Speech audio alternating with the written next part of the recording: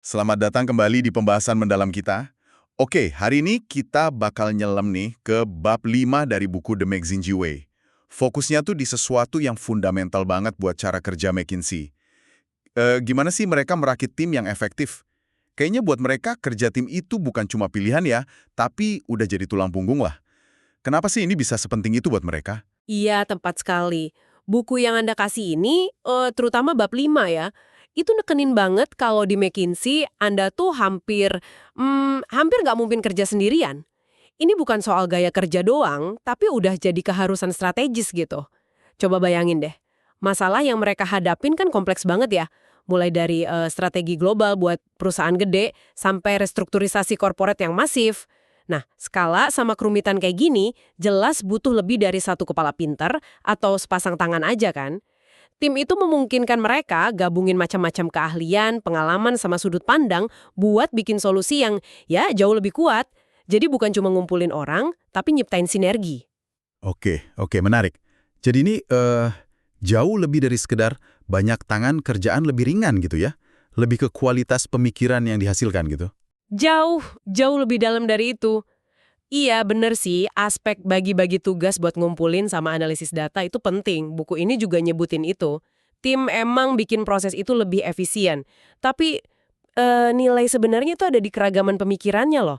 Gini, kalau orang dengan latar belakang, keahlian, cara pandang beda-beda, ngelihat data yang sama, mereka bisa nemuin makna. Apa ya, makna tersembunyi atau insight yang mungkin kelewat kalau cuma dilihat satu orang.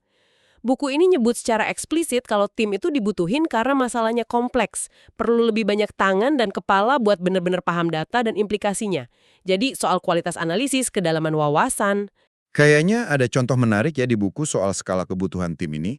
Sesuatu tentang AT&T kalau nggak salah. Betul, betul. Contoh itu nunjukin banget skalanya. Buku ini nyeritain kasus ekstrim di awal 90-an, kliennya raksasa kayak AT&T. Proyeknya gede banget, kompleks, ngelibatin banyak banget konsultan, sampai mereka bikin yang namanya meta team. Ukurannya itu sampai kantor McKinsey sendiri nggak punya ruang rapat yang cukup gede buat nampung semua anggota tim internal ini. Gila kan? Akhirnya, Iya. mereka harus nyewa satu lantai hotel di New Jersey cuma buat rapat internal tim mereka sendiri. Hah? Nyewa hotel cuma buat rapat internal? Wah, itu sih bener-bener nunjukin ya betapa krusialnya kolaborasi tim buat proyek segede itu. Nah, ini jadi nyambung ke pertanyaan berikutnya. Gimana caranya McKinsey ngerakit tim-tim super ini? Ada semacam formula rahasia atau algoritma khusus gitu gak sih? Kalau dibilang formula ajaib yang kaku sih, kayaknya nggak ada ya. Tapi ada prinsip panduan yang ditekankan banget di buku ini. Cari campuran atau mix yang pas. Ini bukan cuma ngumpulin orang-orang paling pinter yang lagi ada, tapi lebih ke arah nyimbangin berbagai elemen secara strategis. Campuran, oke. Campuran ini maksudnya gimana? Apa aja yang dicampur? Jadi, campuran ini nyakup beberapa dimensi penting. Pertama, ya jelas keahlian fungsional atau industrinya. Misalnya, tim ini butuh pakar analisis data kuantitatif, ahli strategi marketing, atau orang yang paham banget industri perbankan gitu kan. Kedua, tingkat pengalaman. Jadi, nyeimbangin antara konsultan senior yang udah banyak makan asam garam, sama konsultan junior yang mungkin bawa energi baru atau skill teknis terkini. Ketiga, ini menarik. Gaya kerja dan kepribadian. Pemimpin timnya biasanya EM ya, Engagement Manager, atau kadang ED, Engagement Director, itu bakal milih anggota tim dengan cermat banget. Mereka mikirin siapa yang paling cocok bukan cuma dari skill, tapi juga gimana mereka bakal interaksi dan kontribusi ke dinamika tim buat ngadepin tantangan spesifik proyek itu. Wah, kedengerannya kayak lagi nyusun tim superhero ya. Hah, masing-masing punya kekuatan unik buat misi tertentu.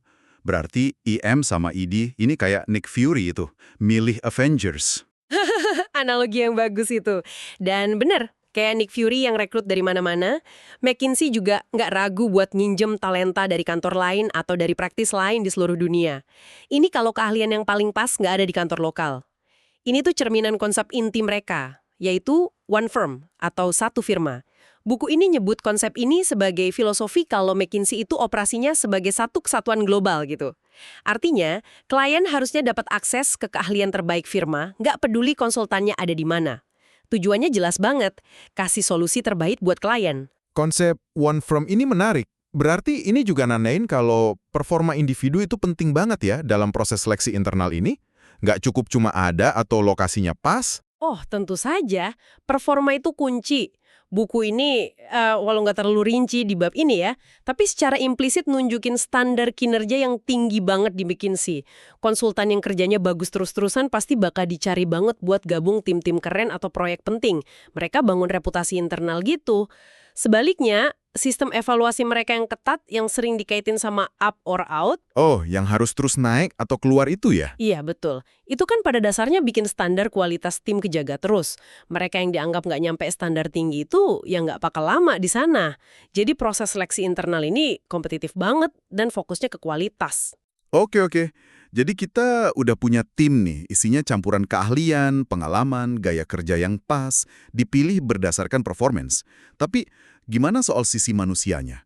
Sepenting apa sih chemistry atau kecocokan personal antar anggota tim dalam formula McKinsey ini? Kan percuma ya orang pinter ngumpul tapi nggak akur. Pertanyaan bagus banget. Memang kecocokan personal itu penting.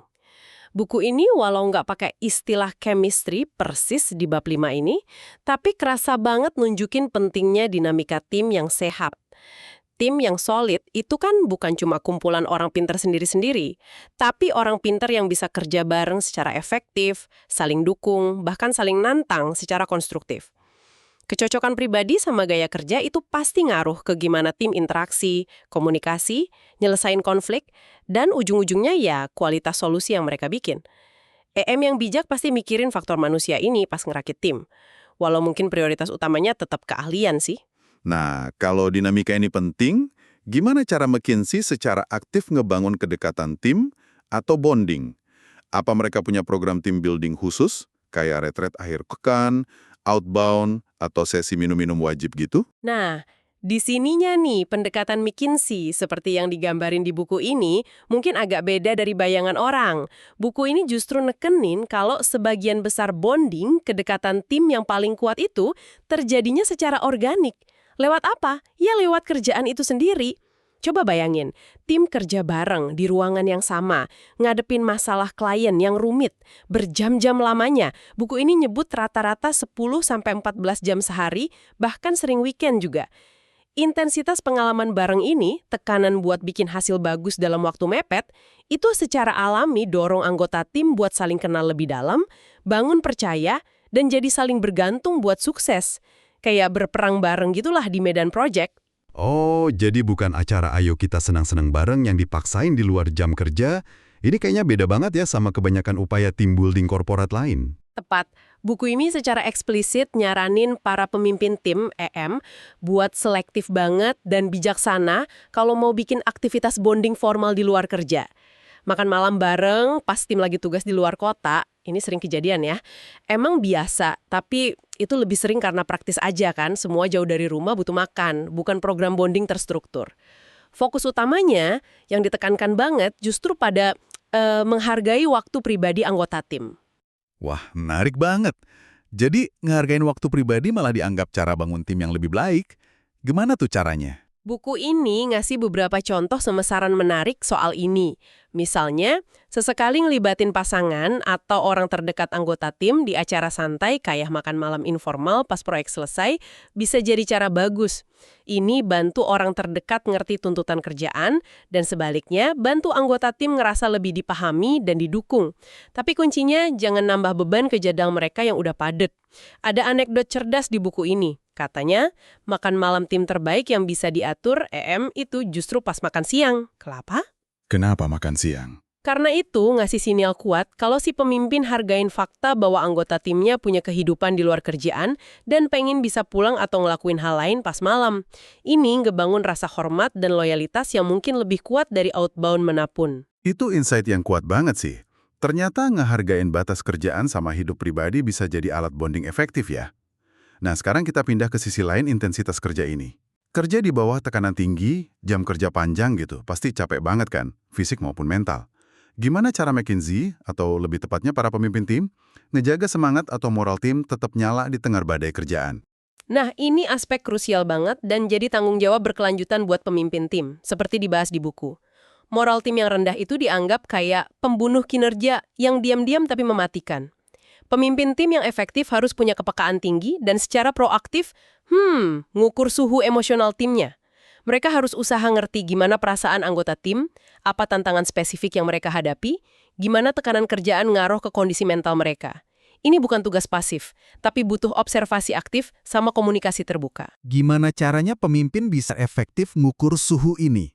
Apalagi kan lingkungannya serba cepat, penuh tekanan gitu. Ada teknik khusus nggak yang disaranin? Buku ini nggak ngerinci teknik spesifik sih, tapi nunjukin pentingnya kehadiran, observasi, sama komunikasi.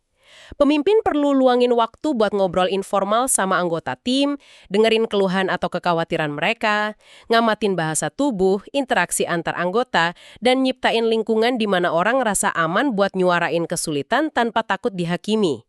Intinya bangun hubungan percaya biar dapat gambaran jujur kondisi tim. Terus, apa dampaknya kalau aspek moral ini diabaikan? Bukunya ngasih contoh nyata nggak? Iya, buku ini nyajiin satu contoh kasus yang cukup jelas buat nunjukin dampak negatifnya kalau moral tim diabaikan. Diceritain soal seorang IM yang mimpin tim di proyek yang susah banget, bukan karena analisisnya rumit, tapi karena situasi politik internal kliennya kental banget. Anggota timnya ngerasa kejebak di tengah perseteruan antar faksi di perusahaan klien, kayak bola pingpong gitu. Ditendang sana, sini, usaha mereka sering sia-sia karena agenda politik. Jelas ini bikin stres dan frustrasi banget buat timnya. Waduh, terus gimana nasib tim itu? Reaksi IM-nya gimana? Nah, ini dia intinya. Menurut cerita di buku, EM di Gesus ini kayaknya kurang peka. Atau mungkin milih nggak ngakuin betapa susahnya situasi itu buat timnya. Mungkin dia terlalu fokus sama target proyek atau tekanan dari atasannya. Akibatnya, karena ngerasa nggak didengerin, nggak dipahamin, nggak didukung sama pemimpinnya sendiri pas ngadepin kesulitan eksternal, moral timnya anjlok drastis. Kinerjanya turun, semangat kerja hilang, pengalaman proyek jadi negatif banget. Contoh ini jadi pengingat kuat betapa pentingnya empati, kesadaran situasi, dan dukungan aktif dari pemimpin buat jaga kesehatan emosional dan semangat juang tim, apalagi pas kondisi kerja lagi sulit. Ini benar-benar nunjukin sisi kepemimpinan yang lebih dari sekedar manajemen tugas ya. Oke, jadi setelah kita bahas semua ini, intisari yang bisa kita tarik? Merakit dan ngelola tim juara ala McKinsey berdasarkan bab 5 ini jelas bukan cuma soal ngumpulin orang paling pinter aja. Betul banget. Kalau kita simpulin, ada beberapa prinsip kunci nih. Pertama, ini seni nyiptain campuran yang pas nyimbangin keahlian, pengalaman, sampai gaya kerja buat kebutuhan proyek. Kedua, pahamin kalau chemistry dan kedekatan tim itu seringnya kebangun organik lewat intensitas kerja bareng, bukan aktivitas formal maksa. Ketiga, hargai waktu pribadi anggota tim sebagai bentuk hormat dan cara bangun loyalitas.